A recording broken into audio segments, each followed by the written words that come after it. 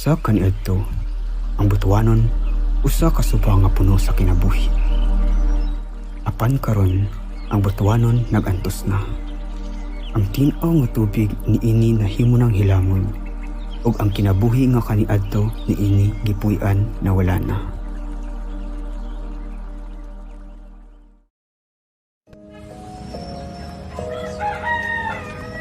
Nangadto ang among team sa Barangay Tingob, Mandawi City.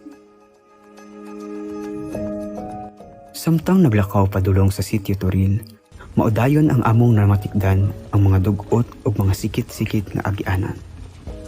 Daghan pag mga balay nga gipatungkod gamit lang ang mga baratuhon na materyales. Ang solusyon kay gikan sa komunidad niya kami mutabang mi. Sa pag-abot namo sa maong lugar, nakiusa ang among team og nakigpulong sa mga residente aron masayran ang ilang mga problema sa ilang sapa ug komunidad. Sa may problema ninyo sa inyong sapa, sa inyong barangay dire? Ang problema kay kuan jud basura, daghan. Asa man gikan ang mga basura? Na baho ka na ikan rasad sa mga basura diri kay daghan mo namuyo.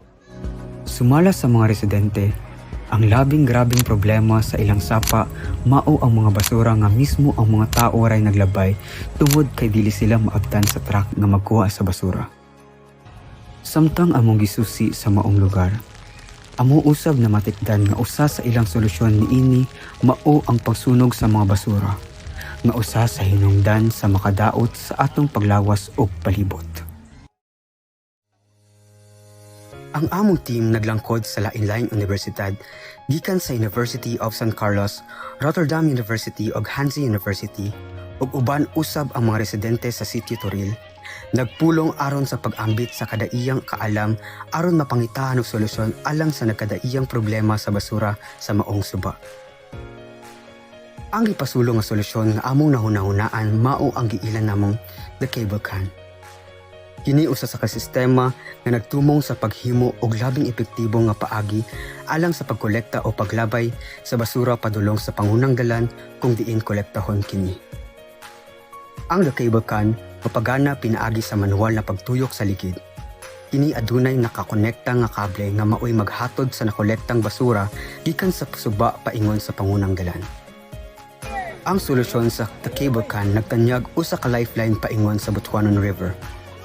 Apan ang tinuod nga pagpasiguli nagkainahanglan og labaw pa kaysa kabaguhan.